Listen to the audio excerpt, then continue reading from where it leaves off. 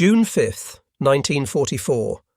North Witham Airfield, England. The Pathfinders. Chalk numbers scratched across olive-drab fuselages as paratroopers filed toward waiting Douglas C-47 Skytrains. Captain Frank Lillyman checked his watch. 2,150 hours. First stick, 502nd Parachute Infantry Regiment, ready for loading. 18 men who would jump 30 minutes ahead of 13,000 paratroopers to mark drop zones with lights and radio beacons in occupied France. Lieutenant Colonel Joel Crouch gripped the control yoke of his C-47 as engines roared to life. 3 aircraft would depart at 5-minute intervals, carrying Pathfinder teams to predetermined coordinates behind Hitler's Atlantic Wall. What none of them knew was that this single night would trigger the most devastating airborne assault in military history, overwhelming German defences through sheer chaos rather than precision. The Third Reich had transformed the Normandy countryside into a fortress. Field Marshal Erwin Rommel's defensive strategy relied on rapid counterattack by mobile reserves positioned behind coastal fortifications. Cut those response routes and entire defensive sectors would collapse. The Wehrmacht's 91st Air Landing Division and 6th Fallschirmjäger Regiment occupied critical positions throughout the Carentan Peninsula. 7,000 German troops controlling bridges, causeways and road junctions that connected Utah Beach to the interior of France. General Wilhelm Falley commanded these forces from his headquarters at the Château de Bernaville, positioned to respond rapidly to any Allied landing attempt. The Douglas C-47 Skytrain climbed through English darkness at 140 miles per hour. Each aircraft displaced 26,900 pounds fully loaded. Lieutenant Colonel Crouch commanded Aircraft No. 1 of 822 C-47s that would deliver the 82nd and 101st Airborne Divisions into Nazi-occupied France. His aircraft carried 18 Pathfinders and equipment specifically designed to guide the main force. Eureka radar beacons capable of transmitting signals to Rebecca receivers mounted in approaching aircraft. Holophane lights arranged in T-patterns visible from 2,000 feet altitude. The mathematics were unforgiving. Drop zones measured 1,000 yards by 600 yards. At 120 miles per hour ground speed, pilots had 15 seconds to identify the zone and give the green light. A 5-degree navigation error would scatter paratroopers across miles of enemy territory. Major General Maxwell Taylor stood before assembled officers of the 101st Airborne Division at Greenham Common Airfield. West Point class of 1922, with combat experience from Sicily and Italy. Taylor understood that airborne operations succeeded through aggressive action by scattered forces rather than coordinated unit movements. The 101st's mission encompassed 4 causeway exits connecting Utah Beach to the mainland. Each causeway crossed flooded fields that Rommel had ordered inundated to channel Allied forces into predetermined kill zones. Seize those exits and 7th Corps could advance inland. Fail, and thousands of soldiers would die trapped on the beaches. Aboard C-47 No. 42-93095, Lieutenant Thomas Meehan reviewed his assault plan with 17 paratroopers of Easy Company, 506th Parachute Infantry Regiment. Capture the wooden bridges at La Porte and secure Causeway No. 2 by 0630 hours. Meehan had trained his men for 18 months, transforming civilians into elite airborne soldiers. But aircraft 42-93095 would never reach Drop Zone C. Anti-aircraft fire would tear through the fuselage at 11:12 hours, sending the C-47 spiralling into Norman soil near Beauceville-au-Plain. All 5 crew members and 17 paratroopers would perish in the wreckage, including Meehan and his entire headquarters element. The American Armada crossed the English Channel in formations called serials. 9 aircraft in 3 elements of 3, maintaining 1,000-foot intervals between serials. Each serial assigned specific drop zones identified by Pathfinder beacons. The system required perfect execution under ideal conditions. Conditions over Normandy were far from ideal. A cloud bank at 1,500 feet obscured visual navigation references. Ground fog reduced visibility to less than 1 mile. German radar stations tracked the approaching aircraft from 50 miles distance, alerting anti-aircraft batteries across the peninsula. At 00:15 hours on June 6th, Captain Lilliman's pathfinders exited over Drop Zone A west of Sainte-Mère-Église. His Eureka beacon activated within 10 minutes, transmitting on predetermined frequencies to guide the 502nd Regiment's main force.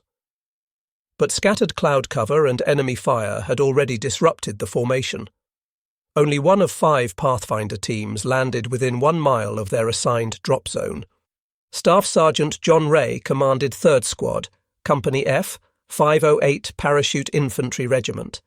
24 years old, from Glendora, California, with jump wings earned at Fort Benning. Ray's squad trained specifically for night combat, practicing assembly procedures using cricket clickers and challenge passwords. "Flash!" a paratrooper would whisper in darkness. "Thunder!" came the response, confirming American identity. The authentication system assumed soldiers could find each other. Ray's C-47 dropped its stick at 02:30 hours, 7 miles from Drop Zone N. The sergeant landed in 3 feet of water, his parachute dragging him backward through a flooded field. Emergency release mechanisms jammed with mud. Ray cut himself free with his jump knife, then spent 4 hours searching marshland for his squad. By dawn, he had found 3 men from his unit and 14 paratroopers from 5 different regiments. The lost elements would become a combat force through necessity rather than planning. At 01:40 hours, the main serials approached the Carentan Peninsula at 1,500 feet altitude. Flak batteries opened fire with 88mm and 20mm cannon, creating curtains of tracers and explosions. C-47 pilots instinctively climbed or dove to avoid fire, breaking formation integrity. Aircraft separated by miles rather than yards. Navigators lost visual contact with lead planes. Radio silence prevented coordination.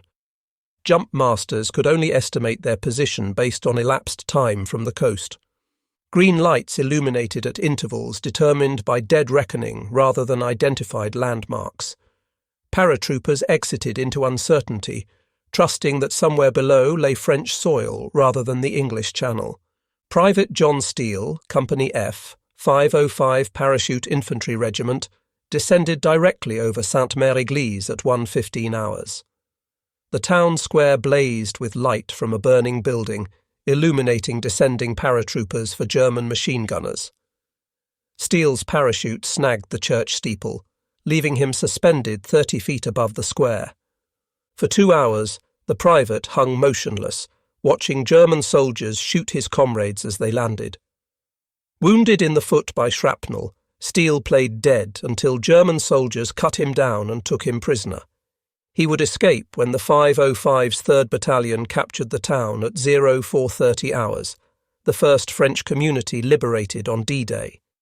Lieutenant Colonel Robert Cole landed 2 miles from his intended drop zone near Carentan. Commander of 3rd Battalion, 502nd Parachute Infantry Regiment, Cole gathered 75 paratroopers from various units and advanced toward his objective through German positions.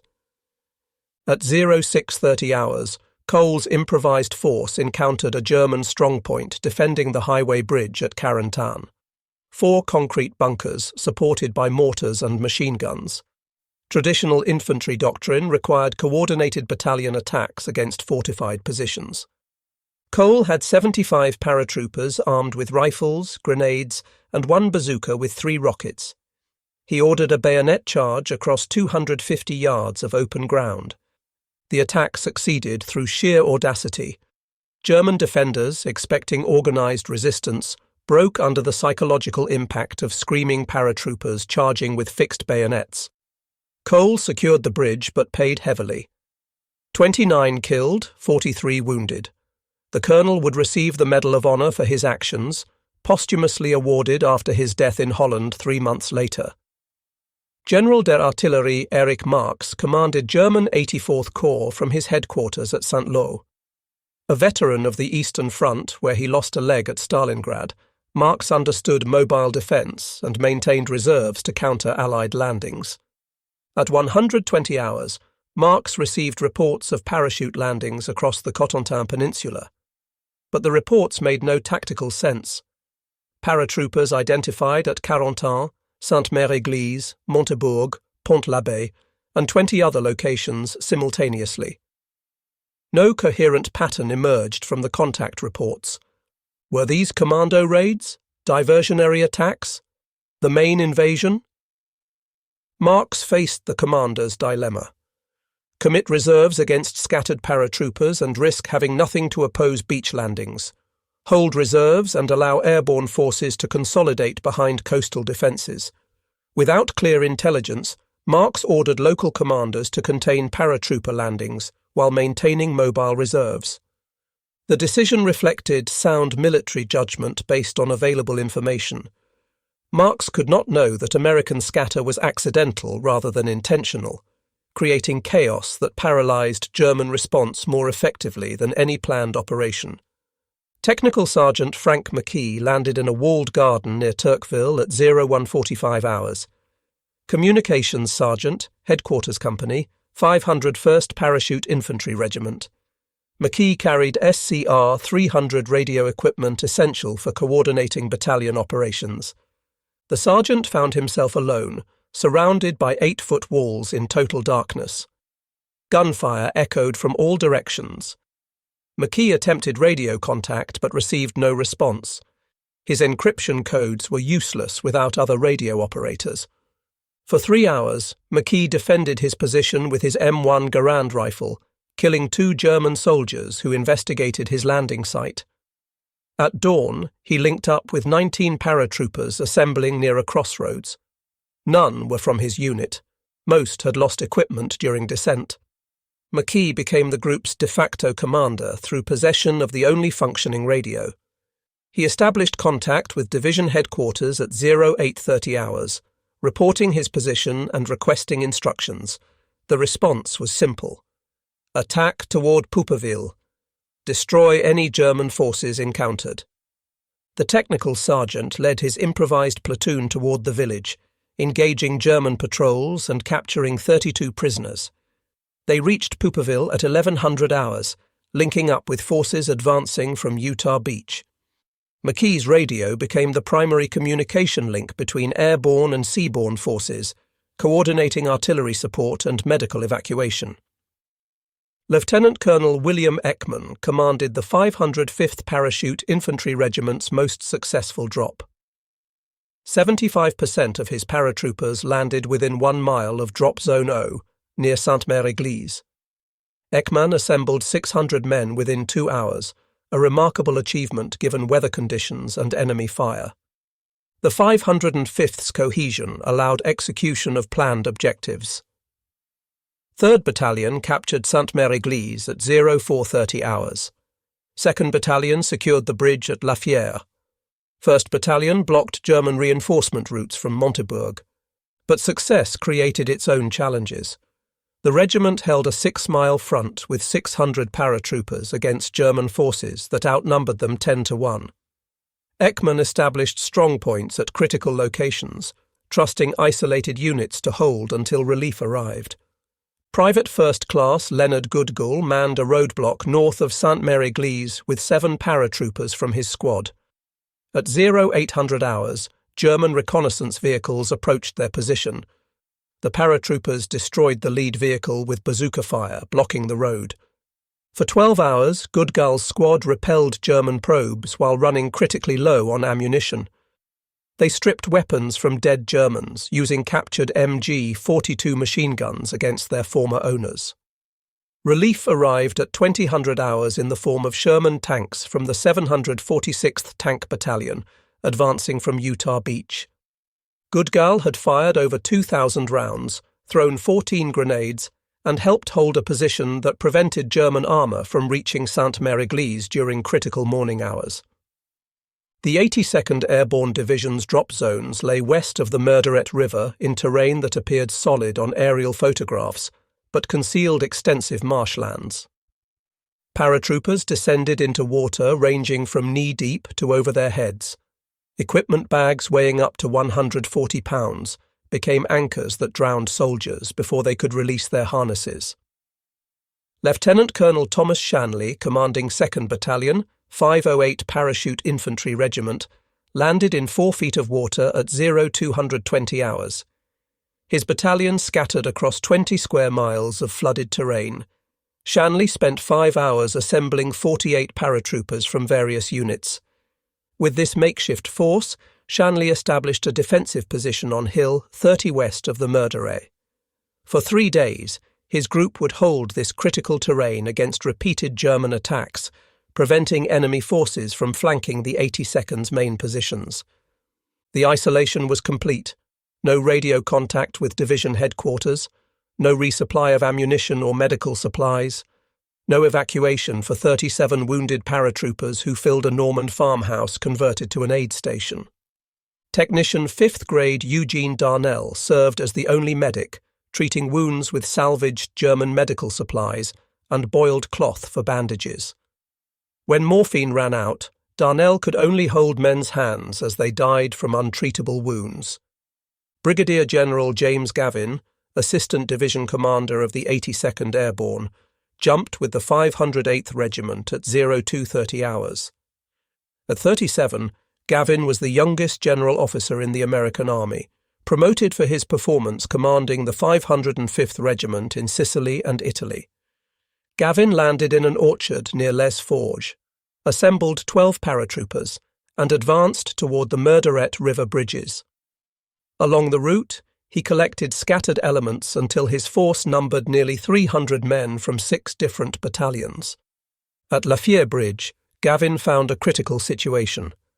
The span controlled the only crossing of the Murderette suitable for vehicles. German forces held the west bank with machine guns and mortars. American paratroopers controlled the east bank but lacked heavy weapons to assault across the causeway. For 2 days, control of Lafayette seesawed between opposing forces. Paratroopers charged across the narrow causeway into machine gun fire. Germans counterattacked with self-propelled guns. Bodies accumulated in the water below until they formed improvised dams. On June 9th, Gavin personally led the final assault that secured the bridge permanently. The battle cost 254 American casualties, but opened the route for armour to support the 82nd's isolated units west of the Murderette.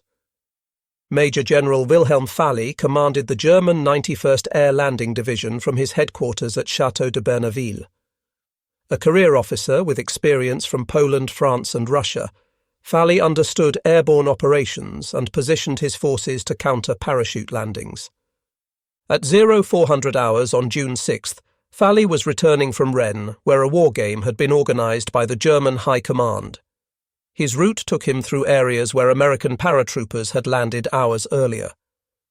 Near Picauville, Lieutenant Malcolm Brannan's patrol from Headquarters Company, 3rd Battalion, 508th Regiment established a hasty roadblock.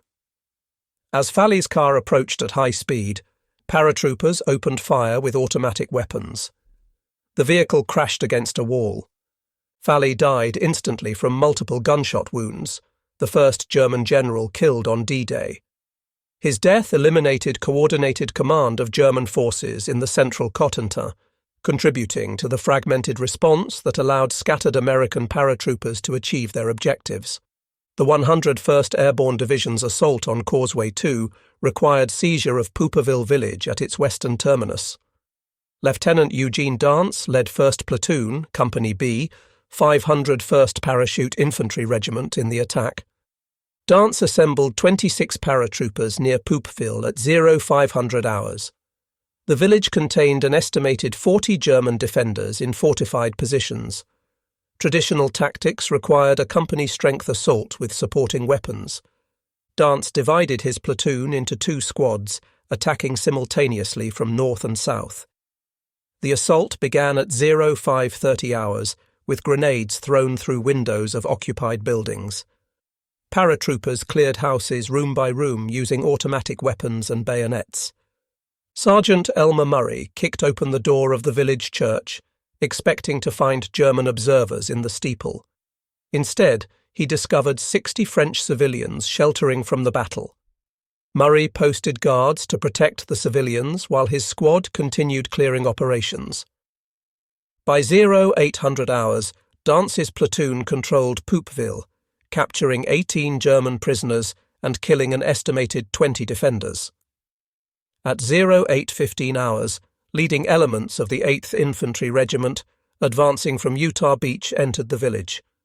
The link-up between airborne and seaborne forces was complete. Dance's exhausted paratroopers had secured the critical causeway exit with half the men and none of the support weapons originally allocated for the mission. Battery positions at Saint-Martin-de-Variville threatened Utah Beach with 4 105mm howitzers capable of devastating naval landing craft. The 502nd Regiment's 2nd Battalion drew the mission of destroying these guns before the beach assault began. Staff Sergeant Harrison Summers led a scratch force of 15 paratroopers toward the battery at 0430 hours. Summers, a coal miner from West Virginia before joining the Army, had earned his stripes through exceptional marksmanship and tactical competence. The paratroopers discovered the battery positions empty. German forces had relocated the guns inland days earlier, anticipating airborne assault. But concrete bunkers surrounding the battery contained machine gun positions that could still threaten advancing American forces.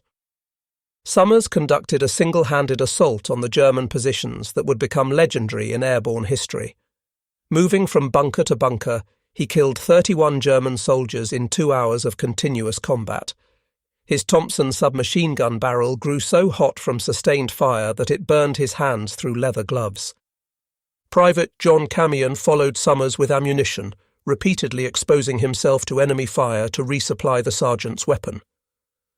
When Summers' Thompson jammed from overheating, Steele provided his own weapon and continued the ammunition supply run with a captured German MP-40.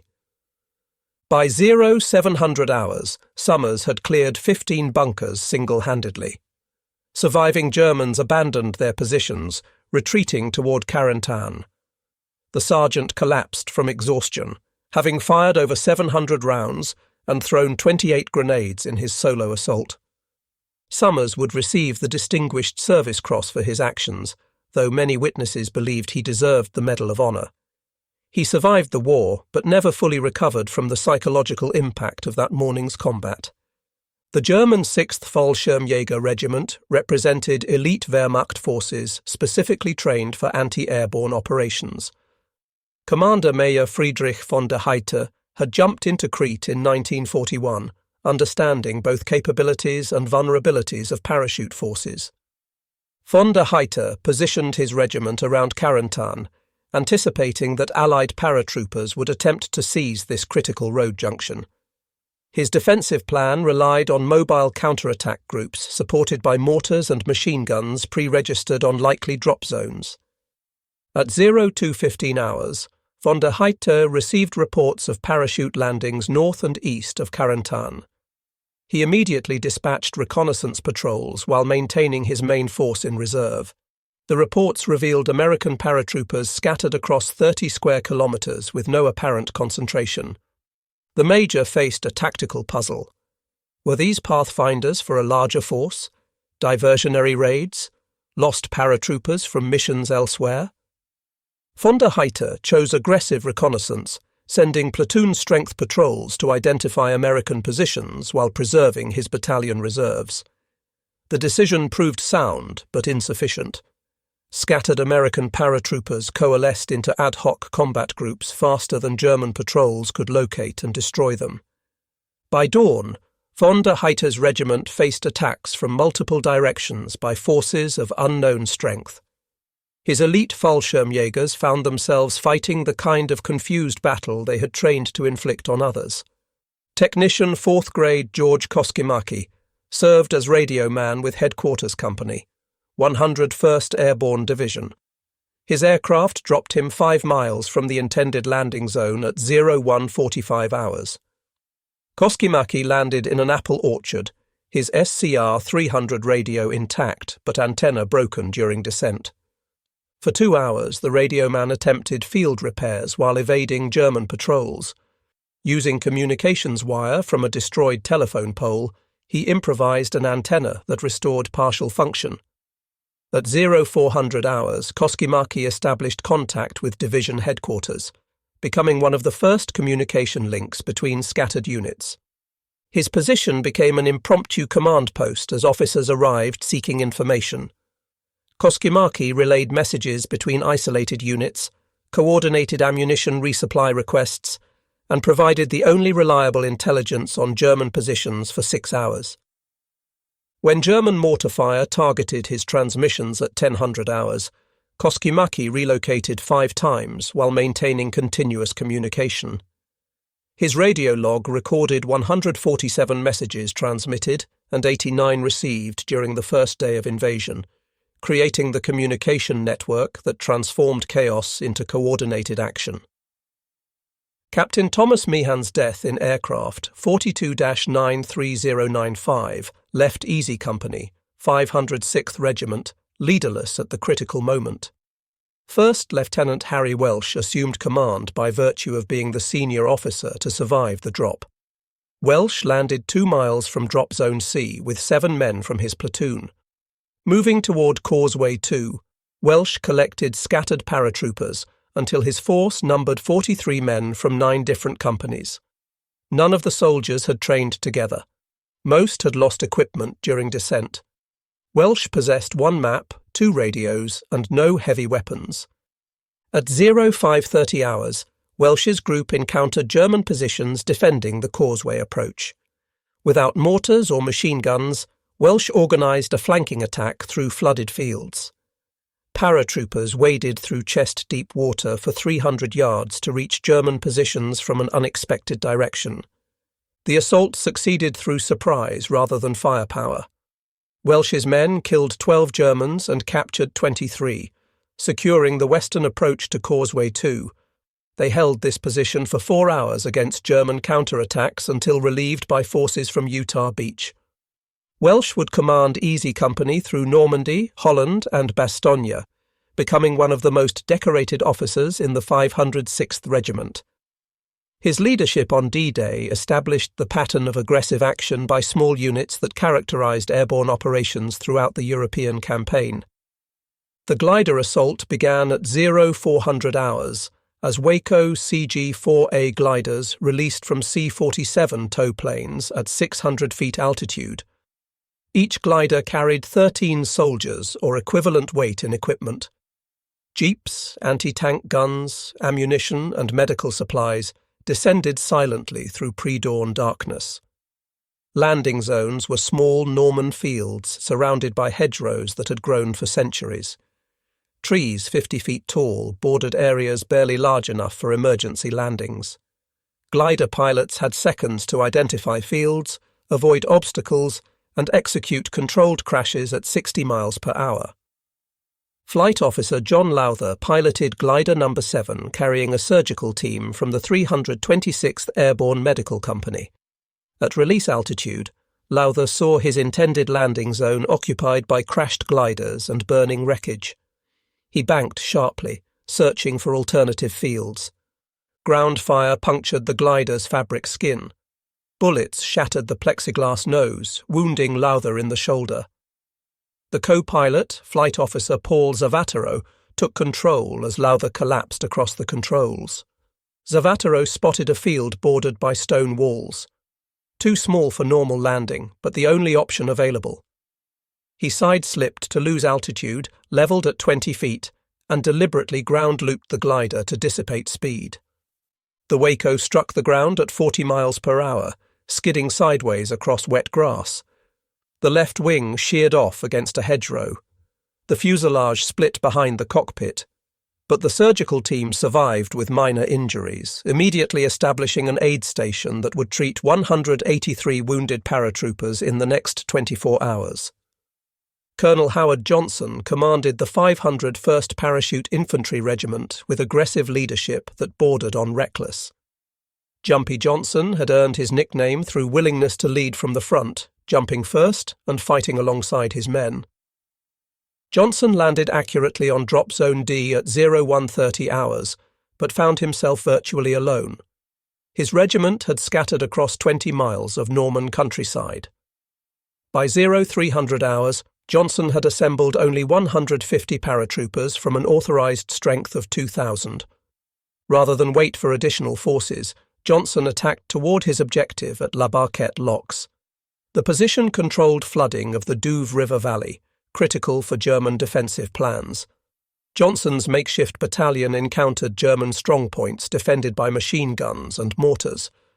The colonel personally led the assault, charging across open ground with fixed bayonets.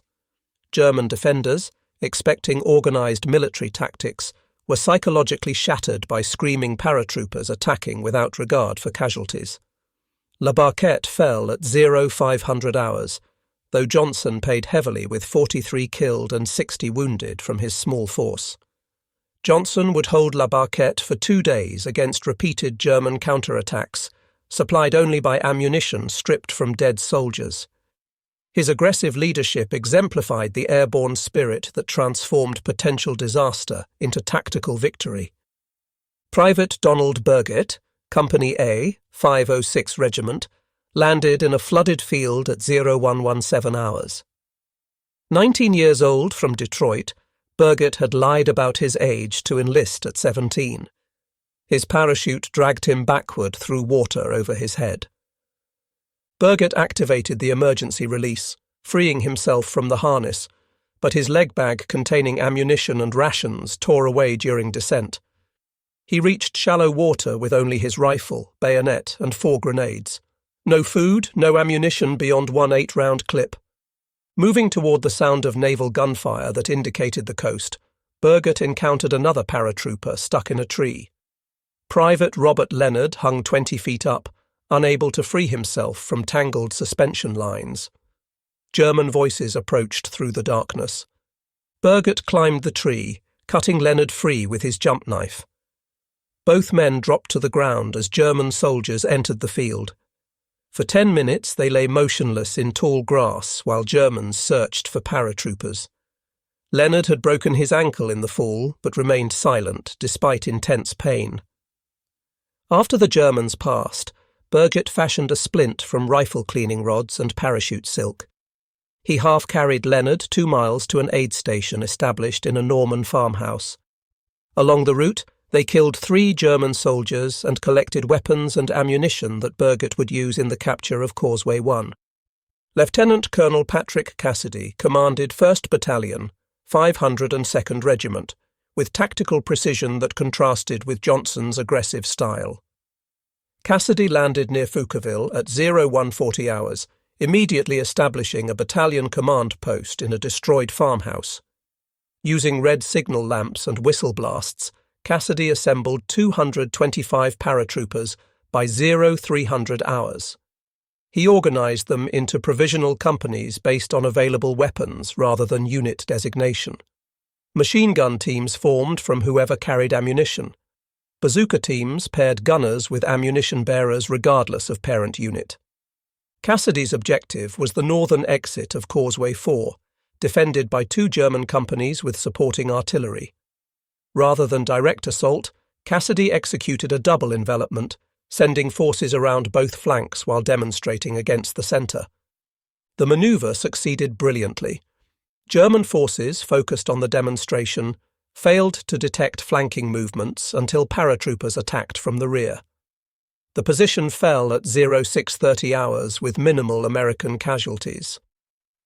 Cassidy captured 147 German prisoners and 4 artillery pieces that he turned against enemy positions.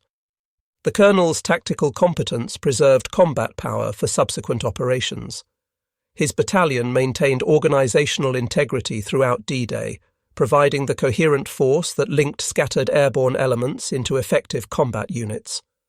Rommel had ordered obstacles placed in Norman fields to prevent glider landings. Rommel's asparagus consisted of poles 12 feet tall, some connected by wire, others topped with mines. The obstacles forced gliders into violent evasive manoeuvres at landing speeds. Glider number 47 carried Lieutenant Colonel Benjamin Vandervoort, commanding 3rd Battalion, 505th Regiment. The Waco approached landing zone E at 0410 hours, pilot Charles Young wrestling with controls as ground fire severed cables. Young saw the poles too late to avoid them. The glider's left wing struck a pole, spinning the aircraft 90 degrees. The nose dug into soft earth, catapulting the glider end over end.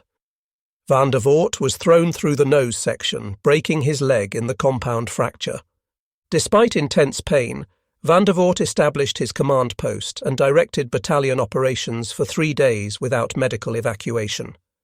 Moving on a commandeered motorcycle with his broken leg splintered to the frame, he led his battalion in capturing Sainte-Mère-Église and defending against German counterattacks.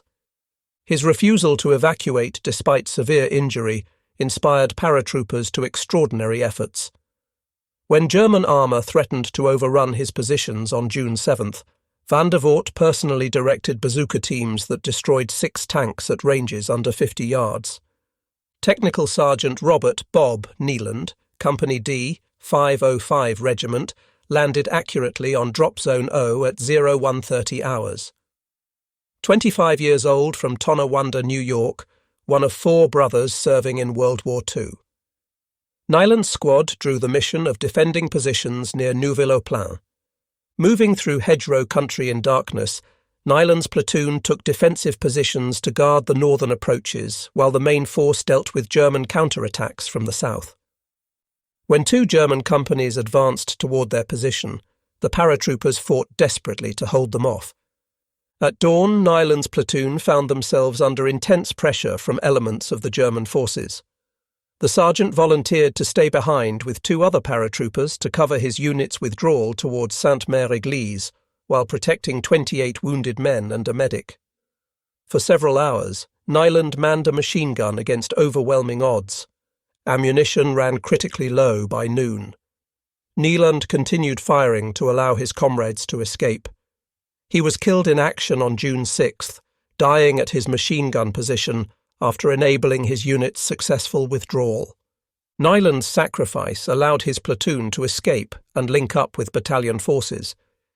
His mother would receive notification of his death at the same time she learned another son, Lieutenant Preston Nyland, had been killed on June 7th near Utah Beach.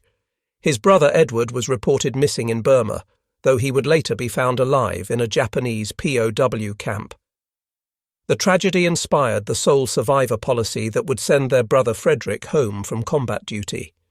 Major General Don Pratt, Assistant Division Commander of the 101st Airborne, led the glider assault scheduled for dawn on D-Day. Pratt's glider approached landing zone E at 0440 hours, carrying division staff and communication equipment essential for coordinating scattered forces. The landing zone was marked by burning vehicles and crashed gliders from earlier arrivals. Pilot Emile Natal searched for clear ground, but found only small gaps between obstacles. He aimed for a hedge-lined field, committing to landing despite visible poles and wires. The glider struck the ground at 70 miles per hour, too fast for the field's length. Natal applied full brake to the landing skids, creating showers of sparks as metal scraped across stones. The Waco slammed into a hedgerow at 40 miles per hour. The impact crushed the cockpit section, killing Pratt instantly. He became the highest-ranking Allied officer killed on D-Day, his death eliminating experienced leadership when the 101st most needed coordination. Lieutenant Colonel Harry Kinnard assumed Pratt's duties, establishing division headquarters in a farmhouse near Heesville, while under German artillery fire. The 507th Parachute Infantry Regiment experienced the worst drop of D-Day. Intended for Drop Zone T west of the Murderette River, the regiment scattered across flooded marshlands that did not appear on aerial reconnaissance photographs. Private Edward Jeziorski dropped into water over his head at 0240 hours. Weighted by equipment, he sank immediately. His parachute canopy spread across the surface, trapping him underwater. Jeziorski cut himself free, but could not surface through the tangled silk. Lungs burning, vision fading, he pulled himself hand over hand along suspension lines until reaching the canopy's edge. Jeziorski broke the surface gasping, surrounded by darkness and the sounds of drowning men. He heard cries for help, but could barely keep himself afloat. For 3 hours, Jeziorski struggled through marsh water, using his rifle as a walking stick to test depth. He rescued 2 paratroopers trapped in trees, their weight nearly drowning all 3 before reaching solid ground. By dawn, they had collected 11 survivors from various units, none with functioning weapons after immersion. Estimates of drowning deaths in the 507th ranged from a few to scores. The exact number would never be known. Bodies recovered weeks later from marshlands, identification impossible after prolonged immersion. Young men who travelled 3,000 miles to die in 3 feet of water, victims of faulty intelligence rather than enemy action. Captain Ben Schwarzwalder commanded Company G, 507 Regiment, with tactical innovation that maximised limited resources. The former college football coach from West Virginia University applied athletic training principles to military operations. Schwarzwalder landed in waist-deep water at 02:35 hours, immediately recognizing the disastrous scatter of his company. Rather than search for his men in darkness, he established a rally point using a hunting horn he carried for such contingencies. The horn blasts attracted 43 paratroopers by 0400 hours.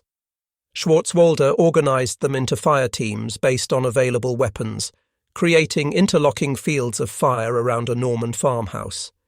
When German forces attacked at dawn, the paratroopers held their position through disciplined fire control. Short bursts, pick your targets, make every round count, Schwarzwalder commanded, conserving ammunition while maximizing enemy casualties. The position became a collection point for scattered paratroopers throughout June 6th. By evening, Schwarzwalder commanded 186 men from 12 different units. He organized them into a provisional company that captured the Lafayette Bridge Causeway on June 9th, leading the assault that opened the western route for American armour. Lieutenant Colonel Edward Krauss commanded 3rd Battalion, 505 Regiment, with the specific mission of capturing Sainte-Mère-Église. Cannonball Krauss had earned his nickname through aggressive leadership in Sicily and Italy, always attacking regardless of odds. Krauss assembled 97 paratroopers near Sainte-Mère-Église by 0300 hours. The town contained an estimated 100 German defenders, but Krauss refused to wait for reinforcements. He divided his force into 3 groups, attacking simultaneously from different directions. The assault began at 0430 hours with grenades thrown into German positions around the town square. Paratroopers cleared buildings methodically, using automatic weapons and cold steel in close-quarter combat. The church where Private Steele had hung became a strong point as paratroopers established machine gun positions in the steeple. German resistance collapsed within 30 minutes. Confused by attacks from multiple directions, defenders retreated toward Carentan, abandoning weapons and equipment. Krauss raised an American flag over the town hall at 0500 hours, the first Allied flag to fly over liberated French territory. But holding Sainte-Mère-Église proved harder than capturing it. German counterattacks began at 0900 hours with infantry supported by self-propelled guns. Krauss's depleted battalion faced odds of 10-1, defending a perimeter too large for available forces. Private William Tucker manned a roadblock south of town with 6 paratroopers when German armour approached at 1400 hours. Without anti-tank weapons, Tucker improvised. He filled wine bottles with gasoline from a destroyed German vehicle, creating Molotov cocktails. As the lead German assault gun passed his position, Tucker leaped onto its deck, pouring burning gasoline through open hatches. The crew evacuated as flames engulfed the interior. Tucker destroyed 2 more vehicles before shrapnel from an 88mm shell severed his left arm at the elbow.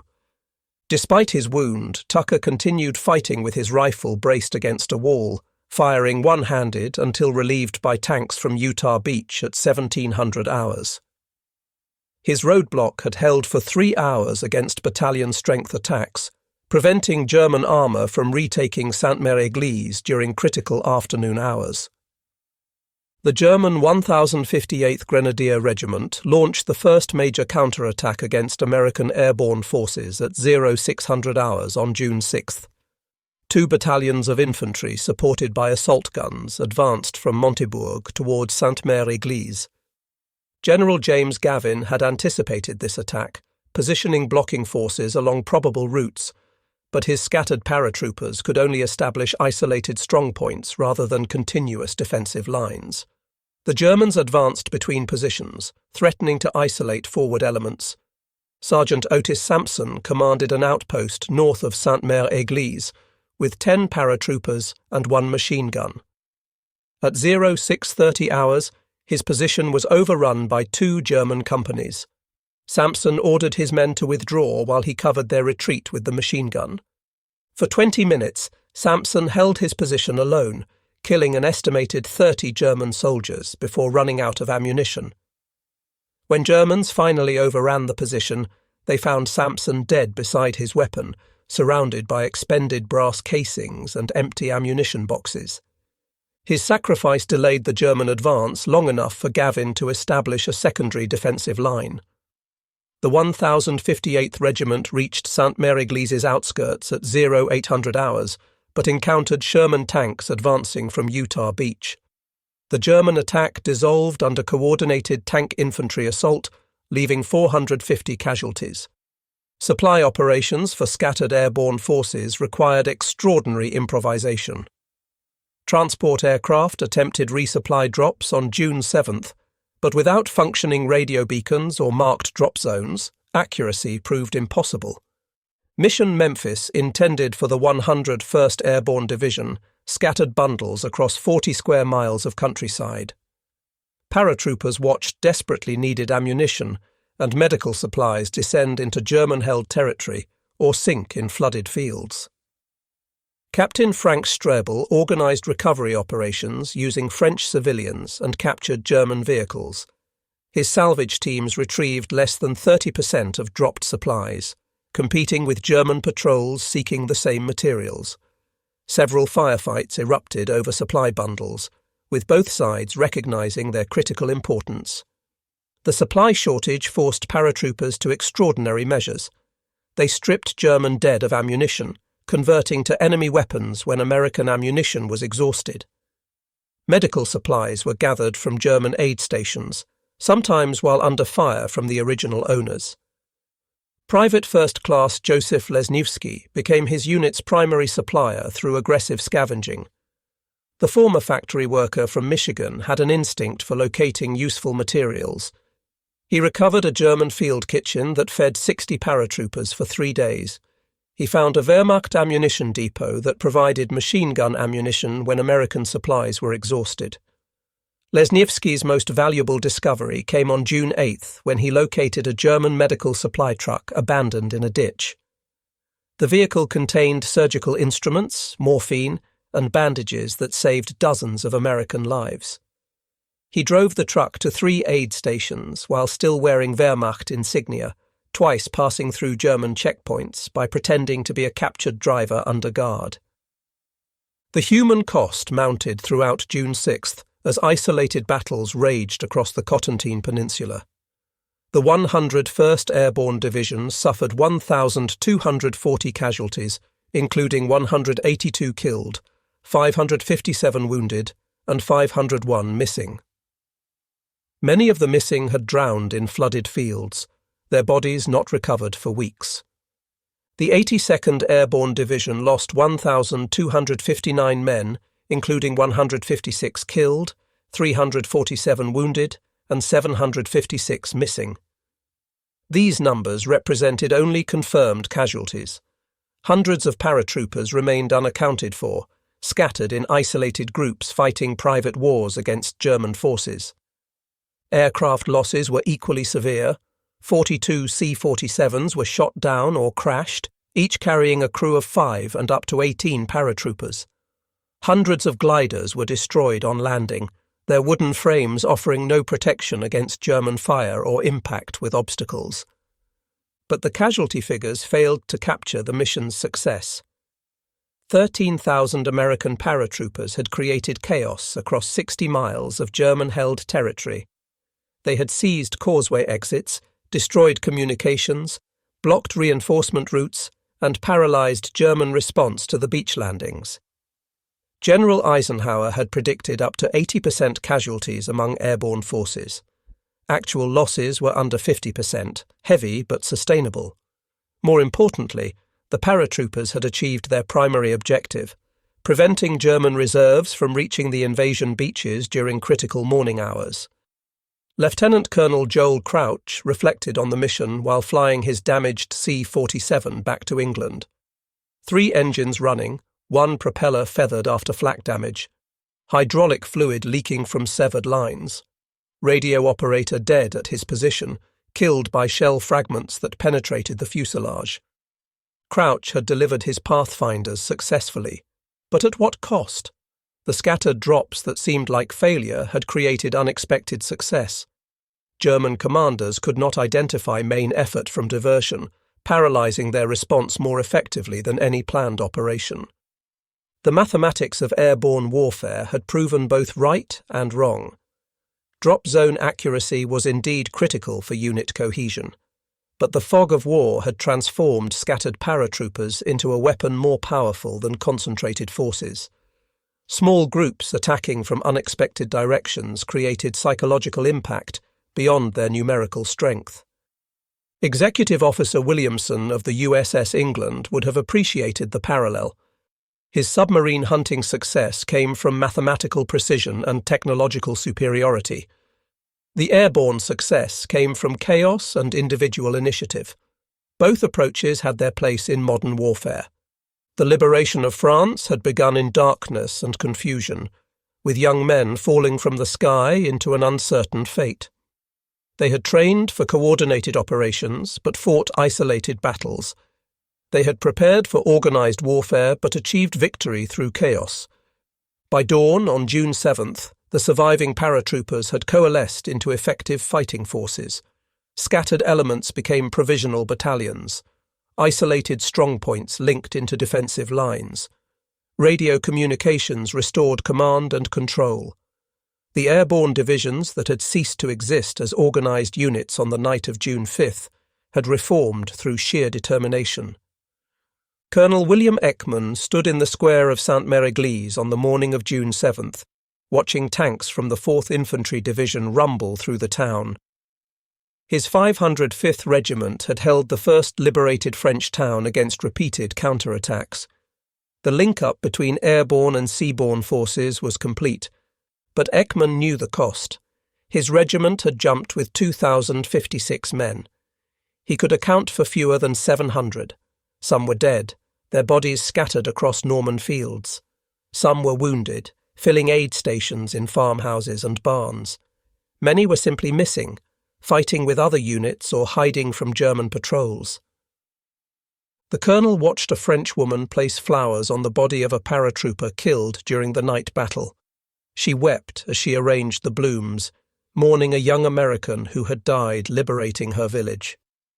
The scene repeated across the Carentan as French civilians emerged from cellars to find their communities freed but damaged, their liberators both saviours and casualties of war.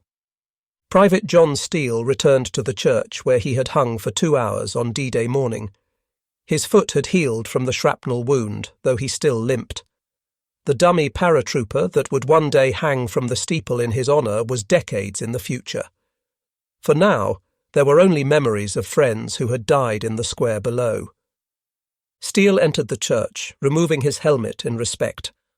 Bullet holes scarred the walls. Blood stained the floor where wounded had been treated. But morning sunlight streamed through damaged windows, illuminating dust motes that danced like tiny parachutes descending through golden air. The private knelt in a pew, not from religious conviction, but from exhaustion and emotion. He had survived when so many had died. He had witnessed history from a unique perspective, suspended between heaven and earth while battle raged below. The memory would haunt him for the remaining 25 years of his life. General Eisenhower visited the 82nd Airborne Division on June 8th, touring positions around Sainte-Mère-Église. He stopped at an aid station where Technician 5th Grade Eugene Darnell continued treating wounded after 72 hours without sleep. "How are you holding up, son?" Eisenhower asked. "Still vertical, General," Darnell replied, not looking up from the chest wound he was bandaging. Eisenhower watched the medic work with hands that trembled from exhaustion, but remained steady when touching wounded flesh. Here was the reality of airborne warfare. Not the glorified image of elite warriors descending from the sky, but exhausted young men doing impossible jobs because necessity demanded nothing less. The Supreme Commander had authorized the airborne assault knowing the risks. He had written a statement accepting full responsibility if the invasion failed, acknowledging that scattered paratroopers might be destroyed piecemeal. Instead, those scattered forces had achieved tactical surprise that contributed decisively to invasion success. The lesson would influence military doctrine for generations. Concentration of force remained a principle of warfare, but chaos could be a weapon when properly employed. Elite forces inserted behind enemy lines could achieve effects disproportionate to their numbers through aggressive action and individual initiative. By June 10th, the two airborne divisions had consolidated their positions and linked with forces advancing inland from the beaches. The 101st controlled the southern Carentan Peninsula, securing the right flank of 7th Corps. The 82nd held the centre, protecting critical road junctions and river crossings. But the paratroopers who had jumped on June 5th were fundamentally changed. They had experienced combat's ultimate test, fighting alone in darkness against superior forces. Those who survived carried a confidence that would sustain them through 11 more months of European combat. Staff Sergeant Harrison Summers never spoke publicly about his single-handed assault on German bunkers. When asked about his actions, he would only say, "I did what needed doing." The nightmares that woke him screaming for the rest of his life told a different story. The cost of extraordinary valour was paid nightly in cold sweats and remembered violence. Lieutenant Colonel Robert Cole led his battalion through France until killed by a sniper in Holland on September 18, 1944. His Medal of Honor citation described his bayonet charge at Carentan, but could not capture the desperation that drove him to such extreme action. Cole had simply run out of options except forward movement and violence. Private Donald Burgett survived the war, returning to Detroit where he worked in automotive factories and wrote memoirs about his airborne service. His books captured the fear and exhilaration of parachute warfare, the brotherhood forged in combat, and the price paid by teenage soldiers thrust into history. Technical Sergeant Frank McKee received a battlefield commission for his actions on D-Day, ending the war as a captain. He never forgot the isolation of those first hours, alone in a walled garden while unseen battles raged around him. The experience taught him that warfare was ultimately individual, fought by single soldiers making personal decisions under impossible circumstances. The two airborne divisions would jump again in September 1944 during Operation Market Garden, the failed attempt to seize bridges across Holland. They would hold Bastogne during the Battle of the Bulge, earning immortality for their defence of that surrounded city. They would jump across the Rhine River in March 1945, the last major airborne operation in Europe. But nothing would match the desperate intensity of those June nights over Normandy. 13,000 young Americans falling through darkness toward an uncertain landing, each man alone with his fears during the eternal seconds of descent. Each parachute a fragile silk umbrella supporting hopes for survival. The scattered drops that seemed like tactical failure had created strategic success. German commanders, unable to identify patterns in the chaos, had hesitated at the critical moment. That hesitation allowed assault forces to establish beachheads that would grow into the liberation of Western Europe. Colonel Joel Crouch retired from the Air Force in 1962, his C-47 pilot days long behind him. But he kept a photograph on his desk, his aircraft on the runway at North Witham, pathfinders boarding for the flight to France. Young faces eager and anxious, unaware that within hours they would be scattered across enemy territory. Crouch often studied that photograph, remembering the weight of responsibility he felt that night. He had delivered those young men to their destiny, releasing them into darkness over Normandy. Some had died on landing, others had fought isolated battles that would never be fully documented. A few had become heroes whose names would be remembered, but most had simply done their duty under extraordinary circumstances, anonymous paratroopers who had overwhelmed German defences through sheer audacity rather than overwhelming force. They had validated the airborne concept through blood and courage, transforming military doctrine through practical demonstration. The memorial at Sainte-Mère-Église records the names of paratroopers who died liberating the town. Bronze plaques list soldiers from across America who travelled thousands of miles to die in Norman hedgerows. Their sacrifice is marked by the dummy paratrooper hanging from the church steeple, an eternal reminder of John Steele's 2 hours suspended between life and death. But the true memorial exists in the freedom their sacrifice purchased. French children who would grow up free rather than under Nazi occupation. American families who would welcome home survivors rather than mourn endless casualties from prolonged warfare. A world changed because 13,000 young men had the courage to step into darkness at 1,200 feet altitude. The mathematics of war had predicted 80% casualties. The reality was 50%, still devastating but survivable. Each percentage point represented dozens of young men who would return home to build post-war America. Their survival was earned through aggression, initiative, and the kind of courage that comes from having no alternative except forward movement. In the decades that followed, airborne warfare would evolve through helicopters and precision-guided munitions. But the fundamental principle established over Normandy remained unchanged. Elite soldiers inserted behind enemy lines could achieve strategic effects through tactical action. Chaos could be a weapon when wielded by warriors trained to thrive in confusion. The legacy of D-Day's airborne assault lives in every paratrooper who has followed.